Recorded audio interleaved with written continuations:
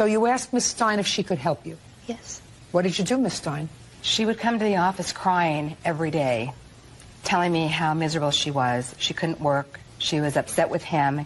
He was abusing her mentally. She would tell me she's terrified of him. She asked me if I would please step in and ask him to leave, stating that he wasn't supposed to live there. I did it as a favor to her and said, okay, I'll call him. And I was very nice to him. I told him that he wasn't supposed to be there. She didn't want it to come from her. She wanted it to come from me, as though I wanted him to leave. So I said, fine, I'll do it. And that was it.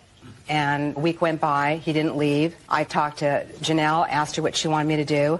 She said she wanted him out. And I said, well, if you want him out, you got to talk to Gary. I can't handle the stress. Who's Gary? Gary takes care of all the things that I can't because I've had 8 operations. He works for you. He does all sorts of stuff. He's a handyman. He's an engineer. He does lots of stuff. Got it.